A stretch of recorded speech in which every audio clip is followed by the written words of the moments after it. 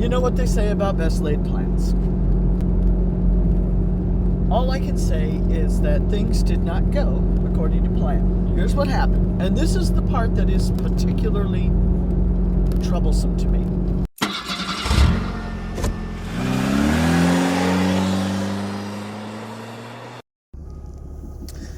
March the 18th, 2025, Charleston, Missouri. Yesterday was a bad wind day. At one point, the wind got up to 33 miles an hour. And at one point, I had a headwind, 25 plus headwind, and it was just kind of whipping me all over the place, and I pulled over. I'm like, I can't, no.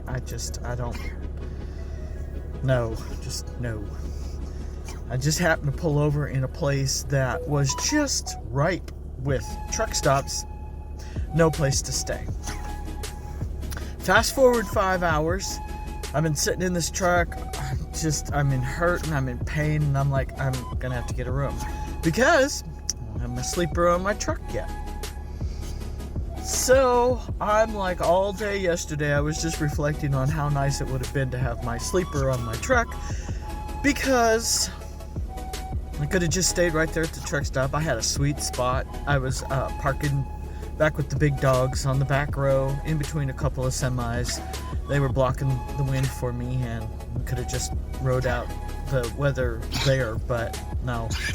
So I had to backtrack 25 miles to a place that had truck parking, and I had to drive in the wind, and I'm like, I can't sit in this truck anymore. I was just in so much pain.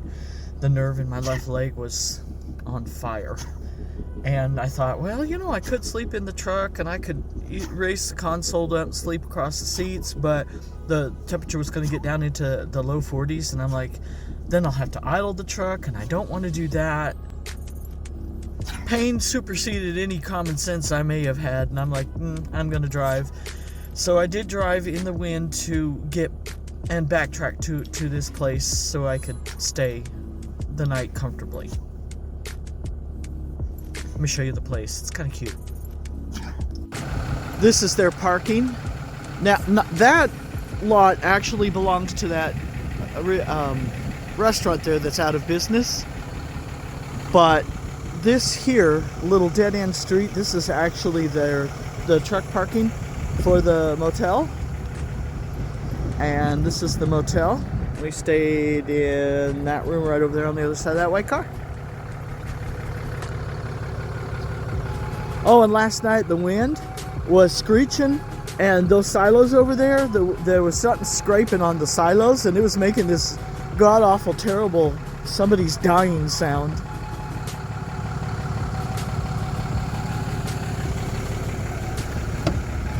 What says she, girls? Alrighty, folks, let's rewind this story 2 years. And if you recall from the previous episode, I had already found someone to build the sleeper. The plans were drawn up. Prices were quoted. Down payments were made.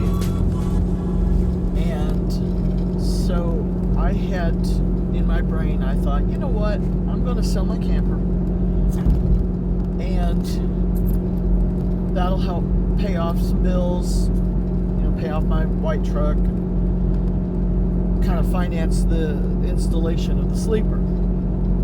And I had gone into a verbal agreement with someone that they would get 25% of the sale of the camper to fix it up so that I could sell it. And at the time, I kind of in my mind knew what I wanted to post the camper for sale. So I started doing the math. Mind you, I had to get out a calculator because numbers are not my thing. And if I would get the asking price on the camper, the 25% was going to be $9,000. And one day I approached this person and I said, do you really think that all this work you're getting ready to do on this camper is worth $9,000? And I'm like, well, not only that, but that's going to pay for my labor to install your sleeper. And I'm like, great, that's great. So once I got the camper sold and the check cleared the bank, I, in good faith, prepaid the $9,000 for the labor on the sleeper.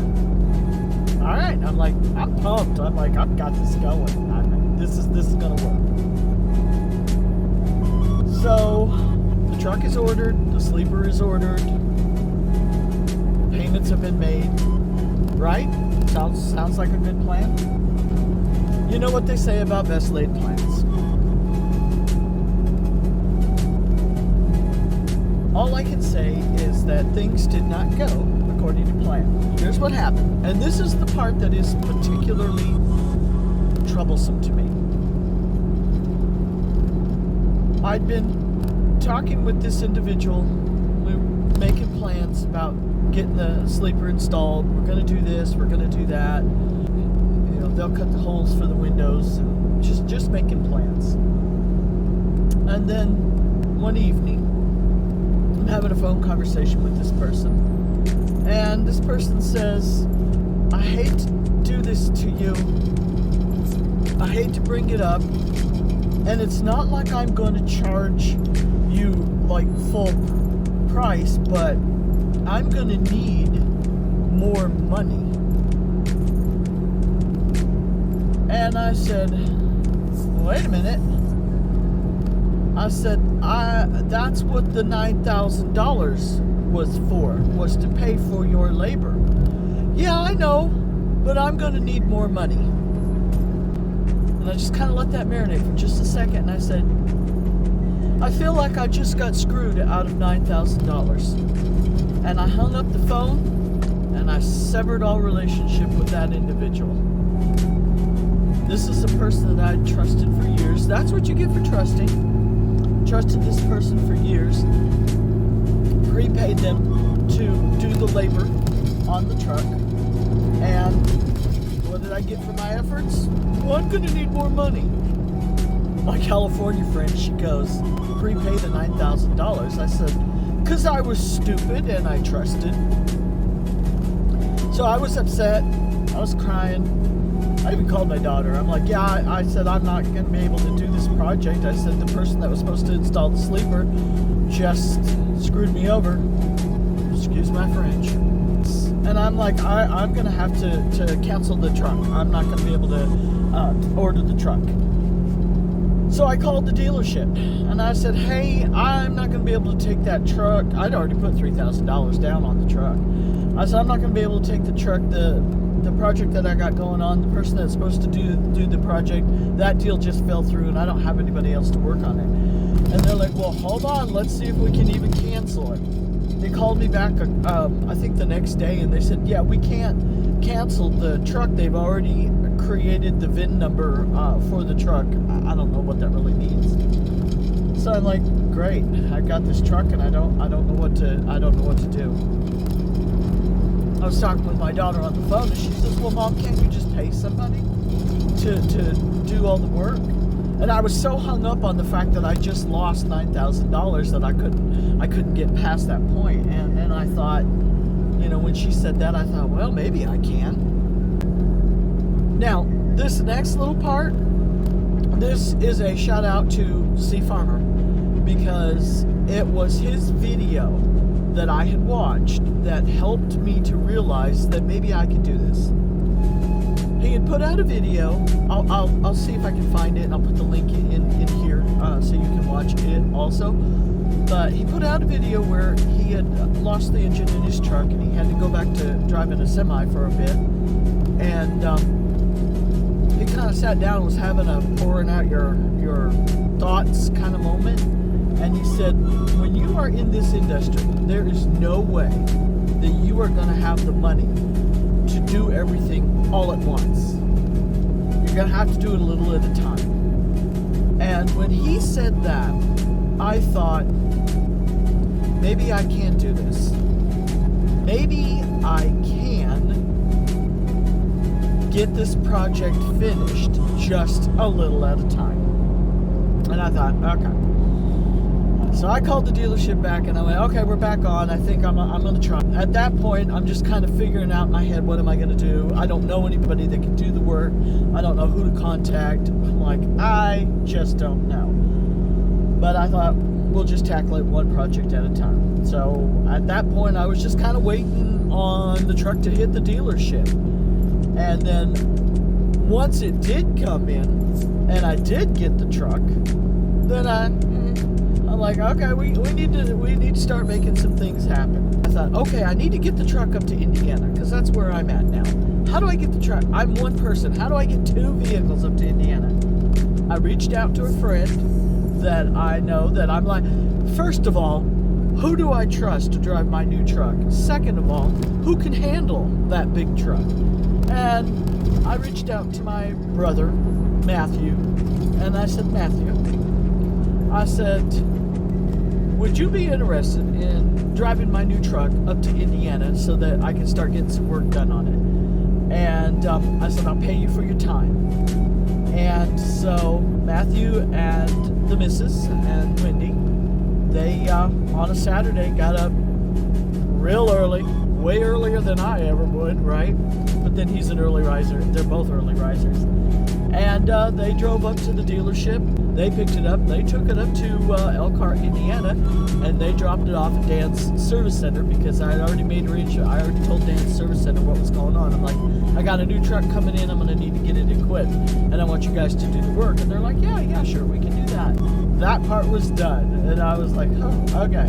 So, but that's just one step in many steps that are still to come. So, but I thought I'd share that with you because this part has been difficult for me. This whole thing has been a mess, to the point where it's like it's been a financial burden. But I swear I'm going to start not a GoFundMe, but like stick my Venmo account number on the side of my truck. I'm like, I wouldn't really do that, but I was tempted. So fast forward to today. Yesterday and all that wind, sure would have been a good time to have that sleeper on the truck, right?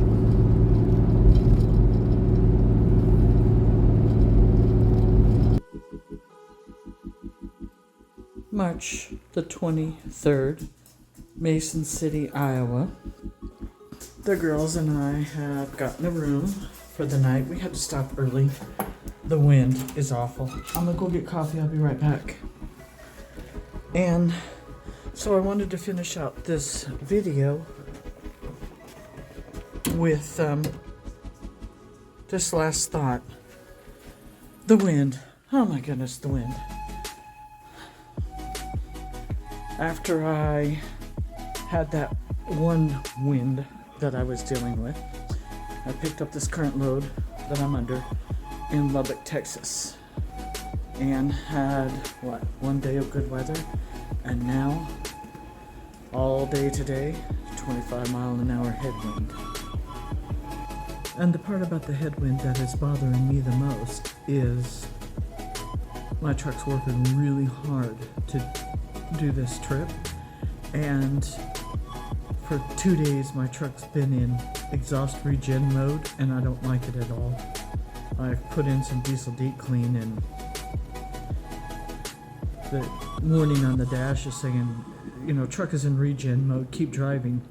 And I can't keep driving for 2 days. And so when I shut the truck off, I was already in the red with the exhaust thing, and I'm like, I don't like this, but I don't know what to do. I don't know what to do about it. So I went ahead and shut the truck off. But yeah, that's bothering me. But the wind, oh my goodness, the wind. Okay, so did I tell you that I don't like the wind? Alright. At this point, I think I've laid it all out, and I've bared my soul about the sleeper and the broken trust and the lost money. And however, there are good things to come. some good things do end up happening. We haven't gotten there yet. So right now, I'm going to end this episode. I'm going to give the girls a bath. We're going to go to bed. And we're going to try to get up early in the morning. Anybody who knows me knows I do not like getting up early in the morning. That's alright. Okay, so thank you guys for watching, coming along on the journey, and thank you for listening to me while I just pour it all out. And we'll catch you on the next episode. And just remember, guys, it's all about the perspective.